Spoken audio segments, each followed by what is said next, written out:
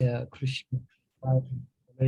Shrimati Bhakti Vedanta Swamiti Namane Namaste Sarasati Devi Gauravani Pacharine Devasesha Sunyavadi Pashtatari Satarine Jai Sri Krishna Chaitanya Prabhu Nityananda Shri Advaita Katadhat Shiva Sari Gaura Bhakta Vrinda Hare Krishna Krishna Krishna Hare Hare Hare Ram Ram Ram Hare Hare. Okay, you can take it away, Maharaj Kishore.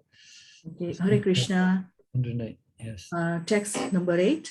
I must be ready to present myself before him without delay whenever he might call. But now you please go visit the Pandavas at their home and see the supreme absolute truth in his appearance like a human being. Commentary. Having heard Hanuman declare his devotion to Lord Ramchandra, Narad might now want to stay with Hanuman in Kimpurush Lok. But Hanuman suggests that Narad take the opportunity to see Sri Krishna in the company of the Pandavas. Sri Krishna in his most attractive two-armed form is the origin of Lord Narayan. Since the beauty and charm of Krishna cannot ultimately be described, Narad should go see Lord Krishna for himself. Moreover, to know fully Krishna's kindness towards the Pandavas, one must personally see it. Text 109. Lord Krishna is fully satisfied in himself. Even great sages cannot perceive him in their hearts or describe him with their words. He is the supreme enchanter because his wonderful pastimes are the source of endless attraction. Commentary. The Pandavas did not follow any sadhana for self-realization. Yet Lord Krishna was so satisfied with their devotional attitude that he bestowed on them his full mercy, rarely obtained even by accomplished sages. Thus, the Pandavas forever enjoy the most exclusive good fortune. They live in intimate friendship with the supremely attractive personality of Godhead, whose pastime activities are full of sweet variety, and who is the source of all other attractive persons, including Cupid. Text 110. Please do not let your intelligence become shrouded by the offensive idea that you and I are staunch celibates and the Pandavas are mere householders, distracted by political affairs.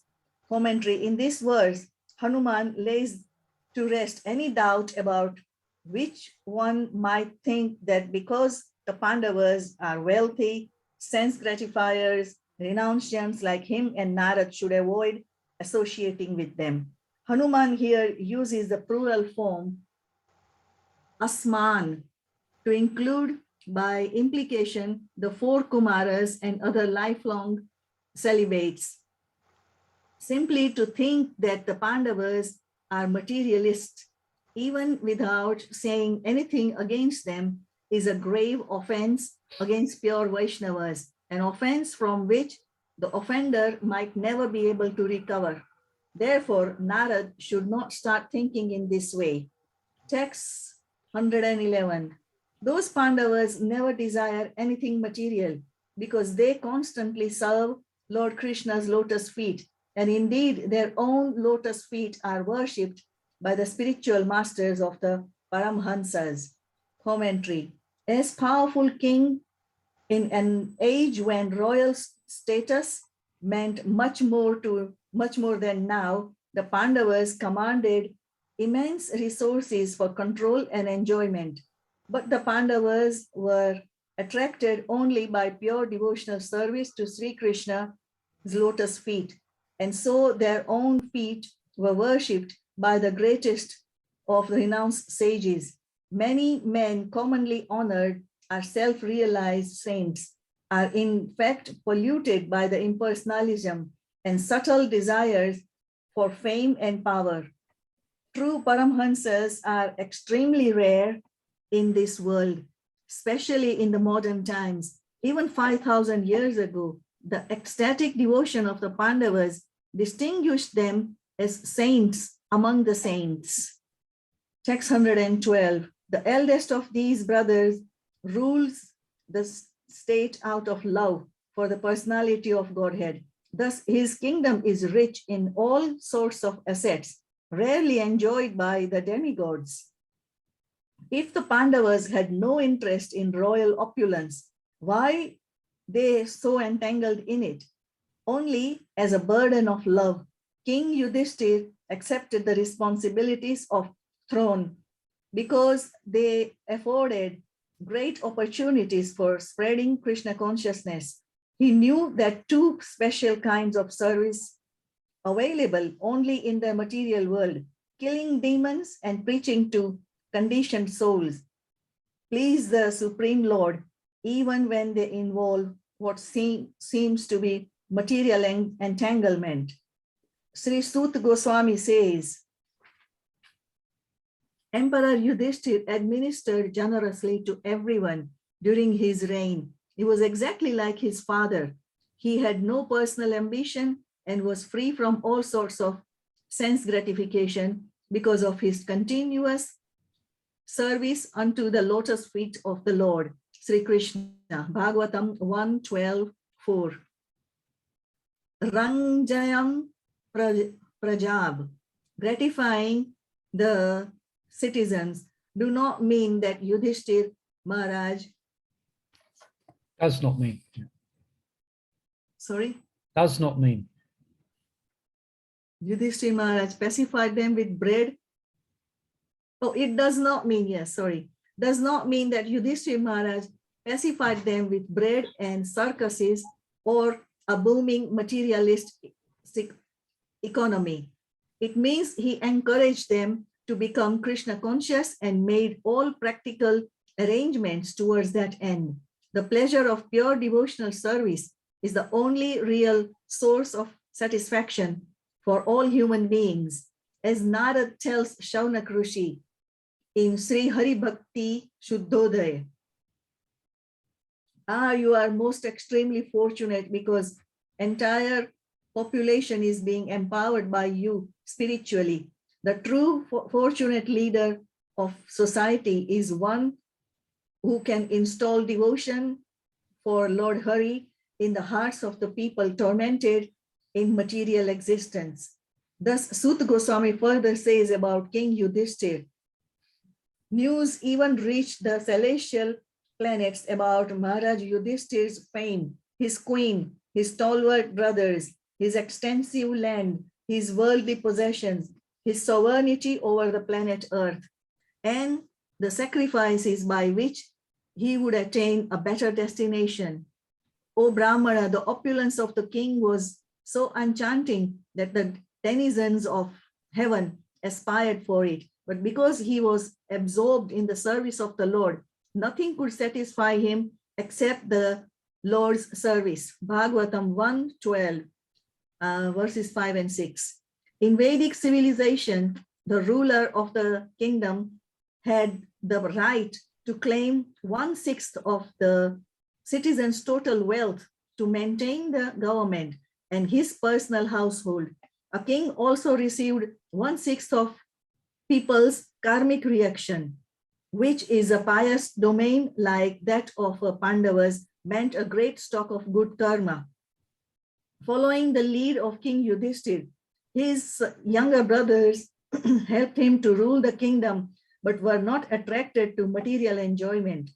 The 5 brothers are universally famous for their cooperative spirit and their zeal in upholding the highest principles of human civilization. Perhaps just pause there. Let's press the pause button. It says some reflections on this so far. First of all, mentioned a few verses back that even great sages, so these are great sages who have renounced the world and are doing intense sadhana in order to get a glimpse of Krishna or Vishnu. May be hundreds or thousands of years. And here are the Pandavas who have not done any sadhana, so to speak. They are Nitya, Siddha, but they haven't done any sadhana. I don't think they ever attended Mangalati. They're not chanting 16 rounds a day. And I'm sure they're following the principles of human life, that's for sure. So that's why, to compare them, I mean, they're actually personally associating with Krishna. They're actually with Krishna. They're moving with Krishna. They're speaking to Krishna, and Krishna's serving them, as we heard earlier, isn't it? Krishna's serving them. So they're very, very exalted. And another reflection here as well, I was thinking as we was reading, is that often there's this concept of taken to devotional service means, and there is a verse in that regard, that if Krishna especially bestows his special mercy upon his bhakta, then he takes everything away. So sometimes, so sometimes it's, and that even means material things as well. It doesn't just mean, well, material external, the material attachments, but also the material facility.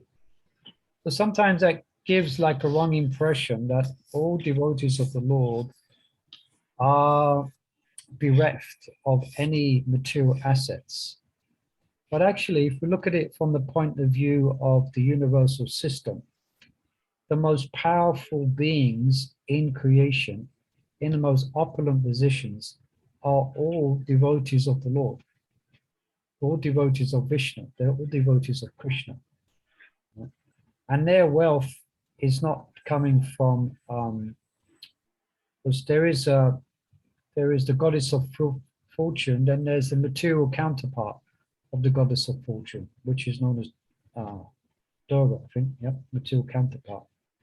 But this wealth is directly coming from the Lord. So just keep that in mind. I'm sure for Krishna's sake, perhaps we won't mind losing everything, but it is a fact that the most powerful being, I remember Bhakti Vijayapurna was mentioning this, that the most intelligent and powerful rulers of the universal systems are all devotees of the Lord. So this is the Pandavas. And they live in great opulence. Probably we cannot imagine the opulence which they lived in. Marble palaces, gold, and we could say, and legitimate ivory, and hundreds of servants and fountains and gates made of gold, and highways strewn with rose water. And there's wonderful descriptions of the kingdom of Dwarka and Indraprashta, etc. But they were doing it as a service. At least we're hearing our Yudhisthira Maharaj's. That's why he was very happy, and he wanted to do the Rajasuya Yagna, so that Krishna could be glorified. Because the Rajasuya Yagna can only be done by the unopposed emperor of the planet. So what that means, whoever does the Rajasuya sacrifice, they have to subdue every other king on the planet. So that's what Maharaj Yudhisthira, he did the Rajasuya sacrifice. And if you remember, then what they do is they send these called, I forget, but they send these horses out. You heard this, and wherever they want. Ashwamedh Yagna. Yeah. Well, that's Ashwamedh Yagna. I think he did the Rajasuya Yagna, or did both. So the idea is that an army follows these horses. And the horses, wherever they roam, every kingdom that they roam to, then the king has to submit or fight. So that's what happened. And there was some fighting, but generally everyone bowed, everyone accepted Yudhisthira Maharaj. Anyway, so just came to mind. I was reading that, and the glories of the material assets of the Pandavas. For them, Krishna didn't take everything away. Although at the very end of their life, then they left everything, as we know, and they headed to the Himalayas after Krishna had disappeared. But surely in Kali Yuga we don't have that. It was until the Dwapar Yuga. But in Kali Yuga and now in the present age, We don't have all devotees in the high positions and all that. Not yet, not yet, but Krishna consciousness is said to be predominant in the next 10,000 years. So who's to know in the future that kings or presidents might be devotees and they might be directing their country or their state or their province in Krishna conscious principles. Yeah, it's Kali Yuga, but there's a sub-age in Kali Yuga, and that's the golden age. So, yeah, presently there's no kings of countries as such as yet. Yes. Yes, Prabhu, I just wanted to add that how Yudhishthira Maharaj was taking care of all his subjects and gaining the good karmas that they were doing. Yeah. That's what we were reading. So if I put it in today's world, in Kali Yuga, general public are doing nasty things. So whoever is the president or the prime minister is also getting all those karmas, aren't they? Wouldn't they? They are. That's a frightening thing to even try. Yes. But then by that same token, what Krishna said in Bhagavad Gita, what great men do, common people follow. So if it's corrupt from the top, or their thinking, I'm not talking material stuff, if the top people's thinking is wrong, then it's like all these scandals that go on. So we say, oh, if it's good enough for them, it's good enough for us. All these So that goes on? you know, the scandals that go on. Yeah. So if that is the case, so it bounces both ways because they're getting bad karmas from the top.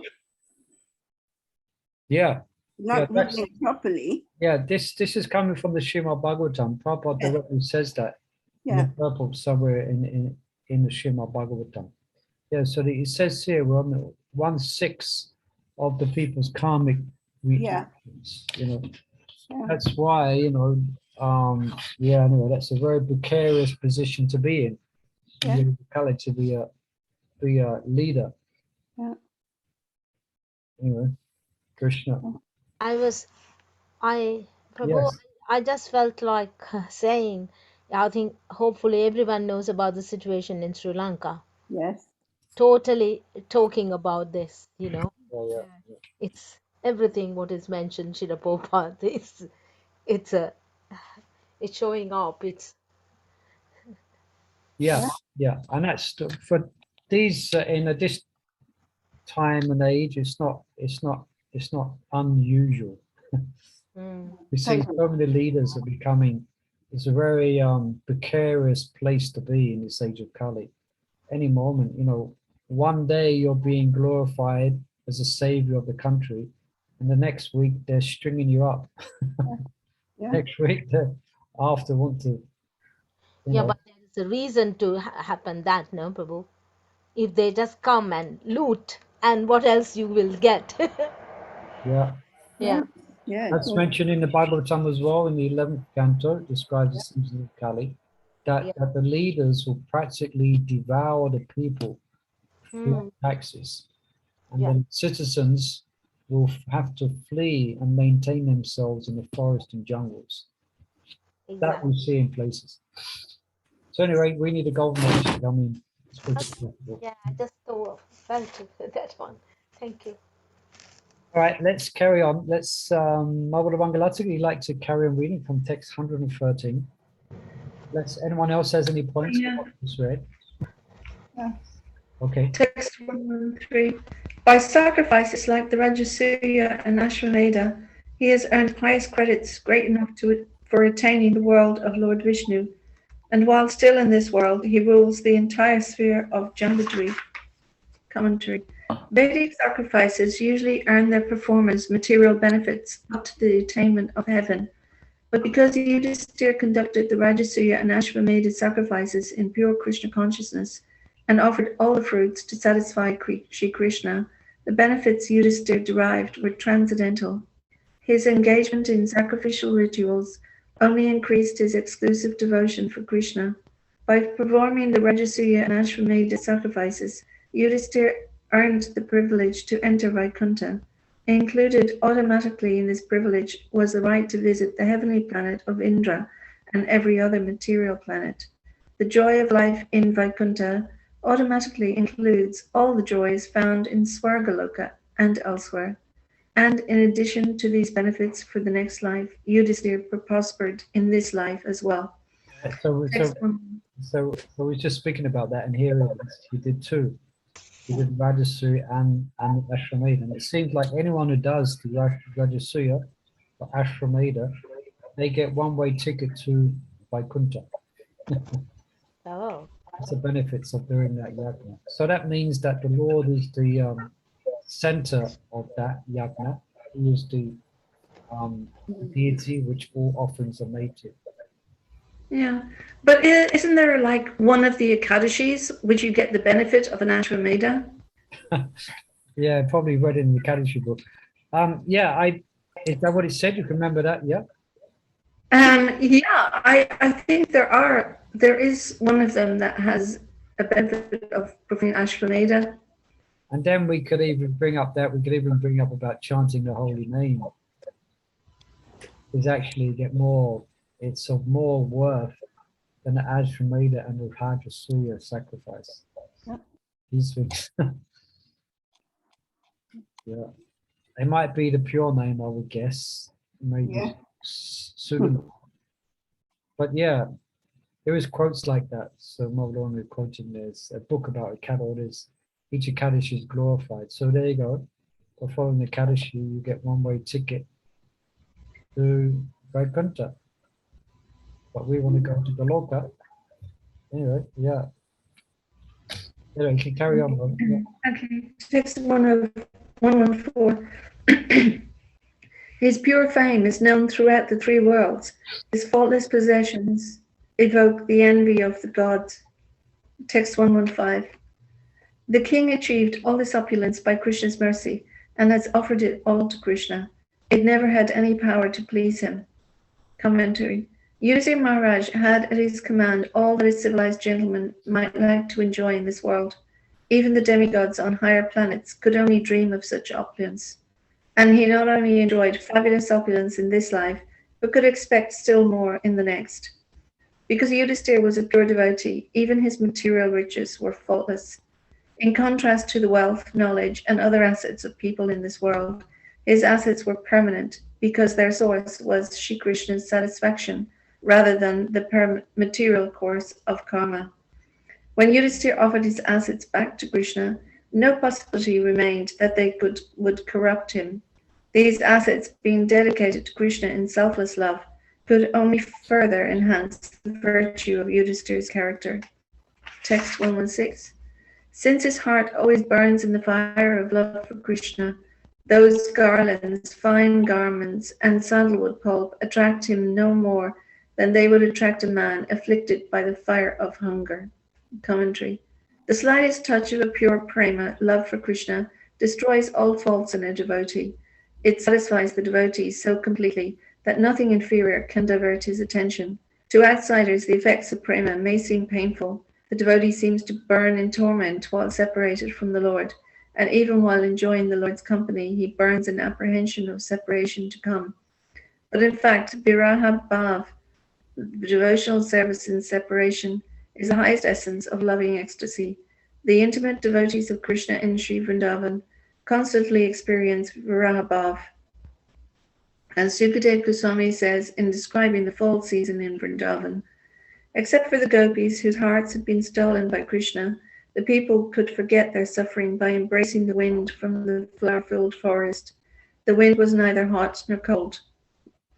The gopis of Vrindavan were so intensely absorbed in Viraha Bhav that the cool breezes of autumn only increased the burning in their hearts, because this was the time of year when the fever of their hankering to be with Krishna reached its peak. Hanuman recites the analogy of a man suffering from hunger. The fire of extreme hunger dries up all the elements of his body, so that he can no longer enjoy the pleasures of clothes and other objects of enjoyment, or even the association of family and friends. Possessing worldly things merely adds to his frustration. Only when his hunger is removed will he be relieved of anxiety. Similarly, the gopis can be satisfied only by the company of Krishna. Text 117. Just see, his superlative queen is none other than Srimati Draupadi, and his brothers are such men as the blessed Bhimashena and Arjuna. Text 118. They are dear to him not only because of bodily ties or because they help him reach the four goals of material life, but because of their loving bond with the lotus feet of Sri Krishna. Commentary. It is true that Yudhisthira was very much attached to his brothers and wife, but that attachment was not material. It was based not on identification with material bodies, but on the pure spiritual identities of him and his family as eternal servants of Krishna. Srimati Draupadi was the most excellent queen any emperor could have, and she was empowered with beauty and other transcendental qualities of Lord Vishnu's consort, Lakshmi Devi. But Yudhisthira's affection for her was not due to being attracted by these qualities. He was completely immune to such attraction.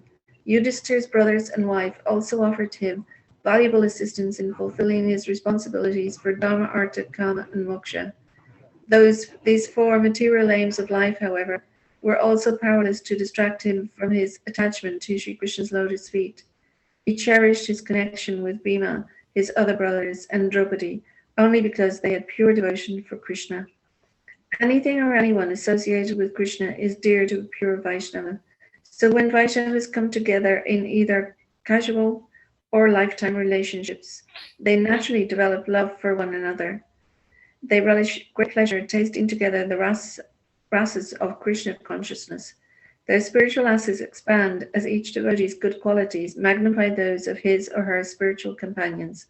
In the family of the Pandavas, the wife and younger brothers especially benefit from following the lead of Yudhisthira. Let's just pause here. These purports are there's quite a few points in these purports here. Perhaps to bring out. Anyone have any particular reflections or questions on this here? Yeah, I mean, I know he was a king, but he was a pure devotee. So why was he fulfilling his responsibilities for Dharma, Artha, Kama, and Moksha? Well, I think what's being described here was like automatically because of his devotion to the Lord, and because of his dedicating everything he had, his kingdom, his wealth, he was dedicating it all to Krishna. And he was like living like a caretaker as such in Krishna's or in his palace and kingdom, etc. So, because materialistic persons, they do dharma. Say, let's translate dharma as religious duties.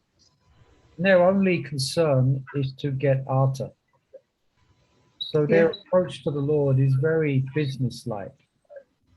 Then from artha, they get karma, which means sense gratification. Yeah. So, and then there's moksha, but because they're so materialistic, there's very little hope of moksha into the Vaikuntras. But Yudhisthira is dharmic, but his dharma is just as a consequence of his loving devotion. So therefore, all the assets which he has got, in one sense, is completely spiritual because it's given directly by the internal energy of the Lord. And even if he gets artha, which he has, he doesn't use it for his own self-satisfaction. He uses it all in the service of the Lord. So I don't know if I'm answering your question. He's not exactly living It's for that purpose. I think all those things will be just coming automatically. Yeah, that's mentioned in many places. Also in the He's Bible. fulfilling his responsibilities and those things, but they can be, I guess, spiritualized. Yeah. More than, yeah. That's what most people now in this day and age. I think you can see the screen here.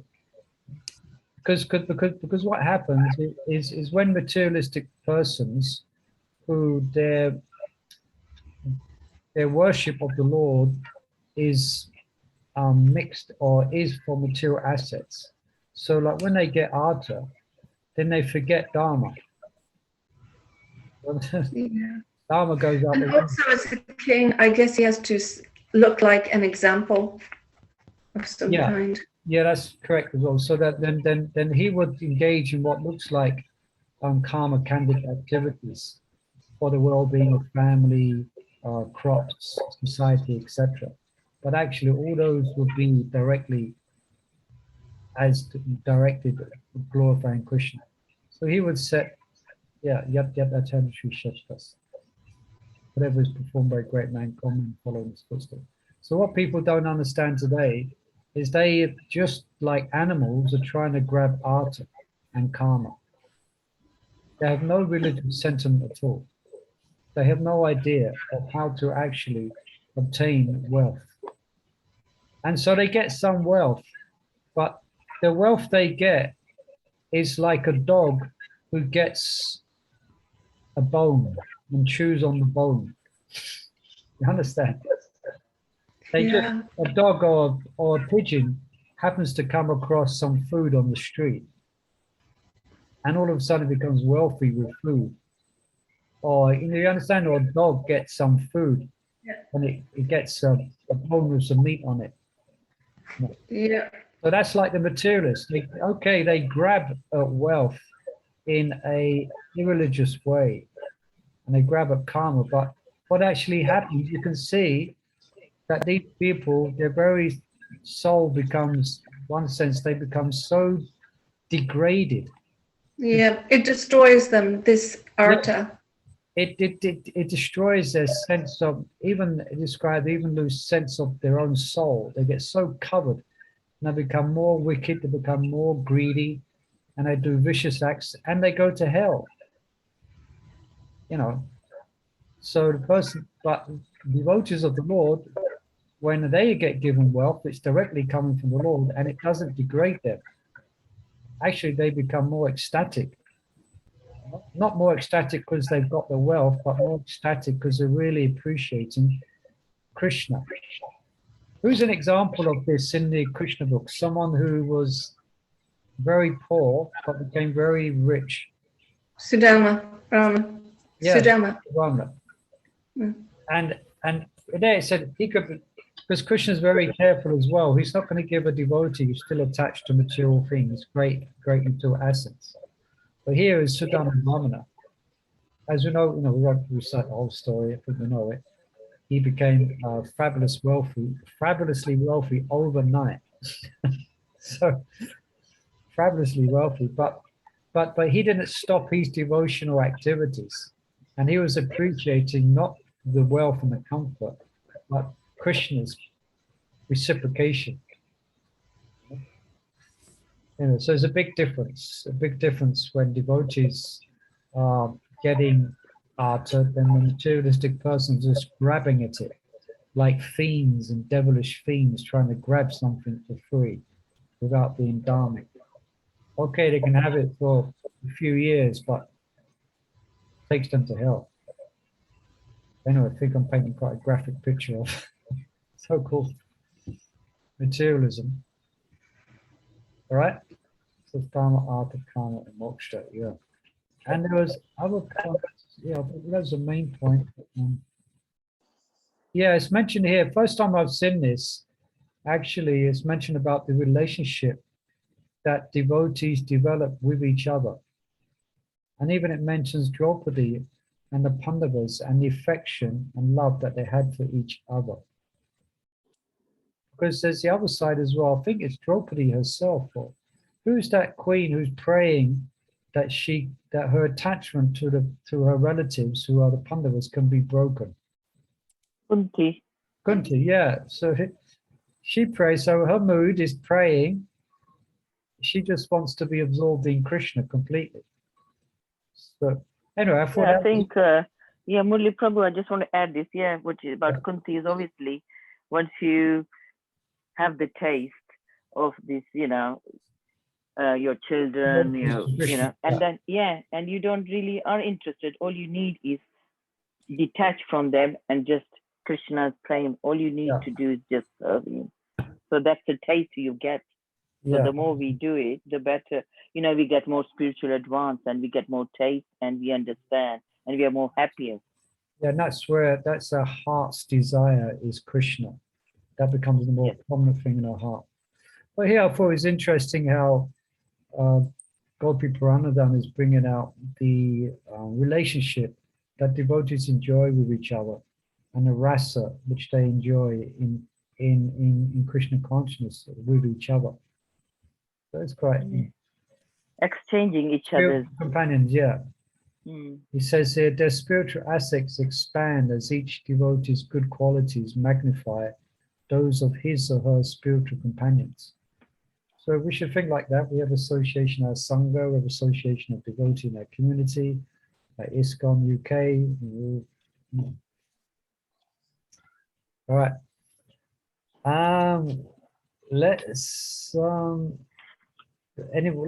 Mother Sunita Priya like to read? Yes, I shall. 119. 1119 we start. Is it but what? That's the one? What last verse in this chapter? Yes. Okay, 1119. But what can the forest monkeys like me say about the Pandavas? Your lordship already know much more than I about their glories. Hanuman is not actually the subhuman creature he presents himself to be. He speaks in the way only from deep humility by calling Narada Bhagwan the best spiritual master, virtually equal to God. He acknowledged that Narada already know very well the greatness of Pandavas. Humans suggest that Narada rather than spend more time listening to him should at once proceed to the kingdom of the Kurus. Yeah. The end of the 4th chapter of part 1 of Srila Sanatana Goswami Brihad Bhagavatam entitled Bhakta to Devotees. The devotee. Okay, The yeah. devotees, sorry, yeah. Yeah, I just wanted to just mention something here. I was thinking about our reading during the week, and I heard something which kind of was very interesting about Brihad Bhagavatamrita. In one sense, it may be obvious, but I thought just to mention it because what Sanatana Goswami is really expertly doing here, as we know, there's different levels of devotion, and those different levels of devotion, they get more and more intimate, and more more and more intimate and more profound in the different levels of service that's rendered by different types of devotees. I mean, this is the obvious storyline that we're following, but just to keep that in mind, that what Sanatana Goswami is doing, he's actually really giving wonderful examples of every stage of devotion. And he's given examples of devotees who are situated in these different stages. And he glorifies that stage. But then he goes to a stage higher than that. And he glorifies that stage. Like we just heard about, Prahlad Maharaj. So we may think, how high can you, and who is higher than Prahlad Maharaj? And then Hanuman was then glorified. And why is he glorified in comparison to Prahlad? Because Prahlad is just engaged more or less in Smaranam. But Hanuman is actually engaged in Dasya. And then that stage of Dasya is glorified like anything. Yeah. So now that's what Sanatana Goswami is doing. He's like showing us the whole science of bhakti on every level. And he's given examples of devotees who exemplify every level, increasing attachment and affection and intimacy to Krishna. And he's glorifying the soul.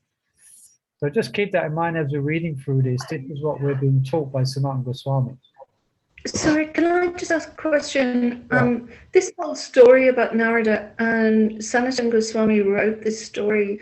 Is he written on the basis of some other shastra, or was it revealed to him, or how Yeah, did he get this story? that was mentioned in the beginning. That's mentioned in the beginning. It was something that was revealed to him, and it was Oh, actually a writing that is in existence, and it was revealed to him. And um, that's the way it is. For example, there is. I mean, listening to Gopi Pranandana as well. He's given lectures in the Srimad Bhagavatam, and he's describing the phenomena of great rishis, where they go deep into meditation and mantras are, and they tune in to scripture that is there within the universal system, and it kind of downloads into their heart. amazing. The Yeah, whole, it downloads the whole series of event, the whole scripture downloads into their heart, and then they just become instruments to actually reveal it. yeah. So This is the system, like knowledge coming down, descending. yeah, it's coming down. And great, and that's what some devotees, they're so intensely tuned in their meditation that they're open to the revelations of mantras and scripture, just like downloads into their heart. So, we have trouble, at least we can download onto the computer. We can't, but if we could We download can't download heart, from our yeah, if we brains. download Priya Bhagavatamrita into our heart, that would be great. That would be lovely. Yeah. Anyway, that's what we're doing now. We're kind of helping, we're downloading because we're reading it together. We're trying to download. So that's, yeah. So yeah, a rate, without going back to the beginning and double checking that, as far as I'm Yeah, sure, it was revealed to Sanatana Goswami. And thank you. it's like he couldn't write it down quick enough. Wow. Yeah. Actually, Prabhu, download is not a new word then. It is coming. Yeah, it's not a new word. It's everything material reflects the perfections of spiritual. So actually these things, this communication has its perfectional stage on the spiritual platform. I think Prabhupada speaks about, we read a purport the other day in morning class, where he speaks about the spiritual television. Just like Sanjay can see the whole of the Bhagavad, the battle, Kurukshetra. So that's spiritual television, that's spiritual communication. He doesn't need to, it's not as if Arjuna has to turn on his iPhone on the battle and tell Sanjay what's going on. No, it's all communications going on an extraordinary, extra sensory level of perception. So that's why we need gadgets and stuff and buttons and wires and things to communicate, because we're so dull. Therefore, we need all these stupid gadgets, in order to communicate. But in the previous ages, they didn't. They could just communicate just by glancing. Anyway, let's see what's next chapter is. Priya, the beloved. All right, this is interesting. So we've gone from Balma, Divya, Bhakta, and Priya. Okay. Okay. Yeah. Continue reading. Okay. Shri Parikshit said, Shri Narada, beside himself with joy, arrived dancing at the kingdom of the Karur and raced into their capital city. In this chapter, Pandavas refute Narada glorification of them by instead glorifying the Yadus, especially Uddhava. Okay, so we're going to Uddhava. Okay. Yeah. Yeah. After the annihilation of the Duryodhana's army at Kurukshetra, Yudhishthira assumed his rightful throne and began ruling the Hastinapur. Thus, Narada went to Hastinapur to see the Pandavas.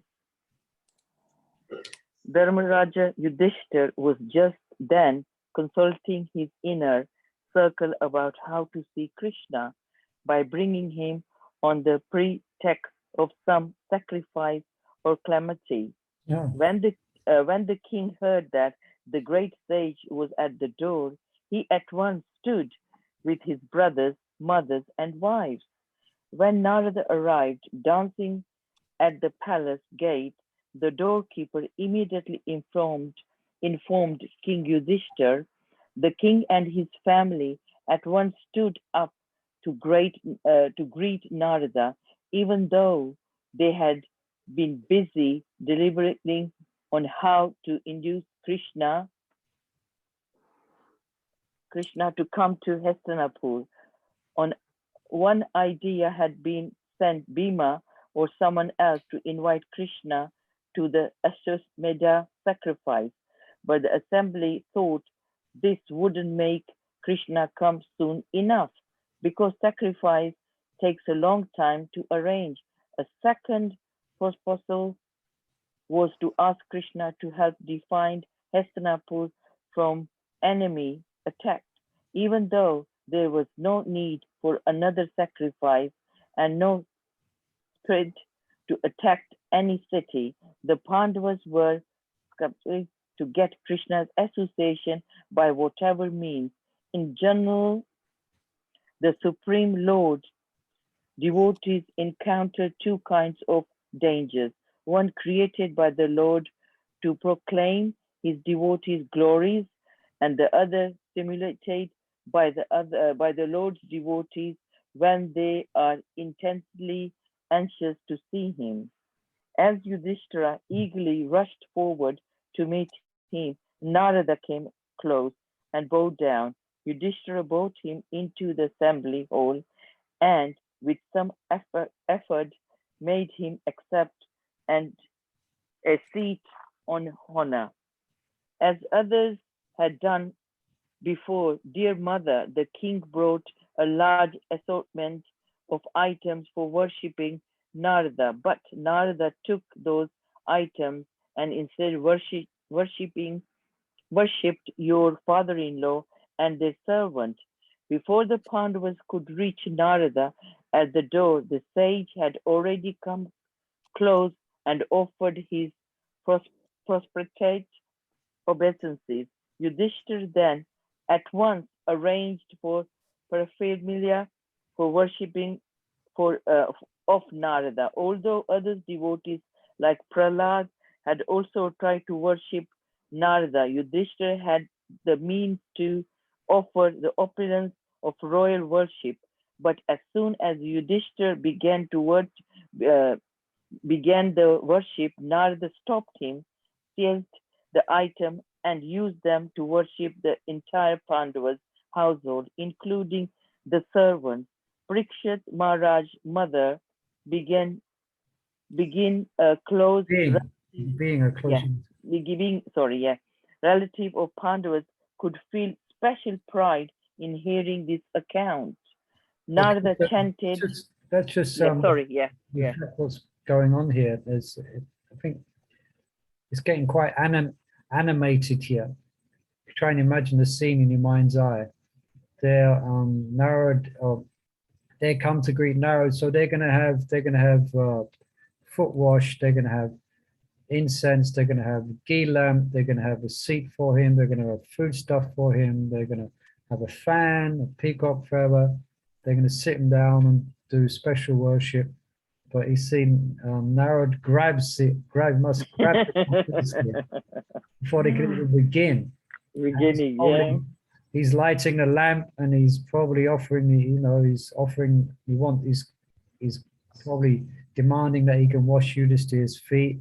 So instead he's taken it from their very hands and he's worshiping. So this is called spontaneous devotional service. Can I just add something as well, Murli Prabhu? Yes. I remember when Bhakti Churu Maharaj came and Rishi and Anish wanted to do that. I remember him saying, I just had a bath, I'm okay, I don't really want you to do that.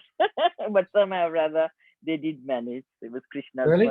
So they washed his feet? Yes, they did, yeah. Oh, very nice. It was wonderful, yeah.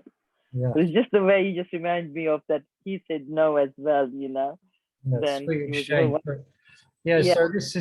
So Yeah, this is probably, although there's a bit of kerfuffle going on, it's probably all very sweet, and probably everyone in the assembly is smiling in bliss, seeing the ecstasy of Narad, grabbing the worship paraphernalia and then worshiping it. They're all probably smiling at Narad with Yeah. ecstatic devotion, you know. So, just all right, you can continue reading. Thank you. It's good to Narada chanted. Is that the one? Yeah, yeah, it's good to picture these things in your mind when you're reading. definitely. Yeah. Go on. Narada chanted at length and the glories of the precious treasure of which Hanuman had spoken, Krishna's favor on the Pandavas. Narada accompanied his words by playing his veena. Krishna's favor towards the Pandavas, like vast treasure of material wealth, was precious and too extensive to measure. Narada sang the glories of Pandavas in a sweet voice, embellishing the words of the song that accompaniment from his music instrument, the veena. Shri Narada said, "You are indeed the most fortunate person on the earth, the Lord of the Lords of the universe, in your dearest friend. He is your God, your spiritual master, your blood relation, your material cousin. He is your messenger, well-wisher, order carrier, and charioteer." In text 7 through 44, Narada tells Krishna of Krishna's special grace on the Pandavas. He begins in the verse by indicating the various way the Pandavas enjoyed personal association with Krishna. Because of this manifold relationship with Krishna, the Pandavas should be considered the most fortunate Vaishnavas on the earth. This world of human beings is actually the most suitable place to cultivate pure devotional for Krishna. On the higher planet, the Swargaloka, greater power of the sense gratification are easily to be had, but such material resources, thought attractive to the conditional soul, are obstacle to renunciation and pure devotional. The Pandavas are fortunate, therefore, to be with Krishna in his descent upon earth. The Pandavas' good fortunate is Barun, virtually unlimited. The word Bhuvaga means good fortunate, Brahagam, and it also means worshipper, Bhajanam. In this second sense, Bruhu Buham means that the Pandavas' worship of Krishna is exceptionally exalted. Another meaning of Bhaga is part. The Pandavas enjoy a small share of the Supreme Lord's special favor, since the Lord had many other devotees beside them. But even that small part of his favor is great beyond measure. Although the Pandavas are richly endowed, the love for companion for one another, Love and compassion. love attention, thank you, another, and for all creatures to prime focus of their love and affection to Sri Krishna, the son of Devaki. The Pandavas are exceptionally fortunate because the same Krishna who's in the sole object of their love in the supreme controller of the Lord of the universe. Brahma, Rudra, and the other demigods, the Pandavas not only love Krishna and their friends, but also worship him as their internal master and the protector. He is their spiritual master, guiding them in all matters of life. He becomes one of their family members, especially on their mother's side, Kunti. The Pandavas' mother is sister of Vasudeva, Krishna's father, both of them being children of King Suravasena and maternal cousin or cousin are normally affectional to one another. Want me to carry on? It's 7:01. Just finish this paragraph down to here and we'll stop there. Okay. Krishna sometimes becomes a Pandava's messenger. For example, they once sent him to Hastinapur from the city of Upapadlava. Is it? Yeah. Thank you.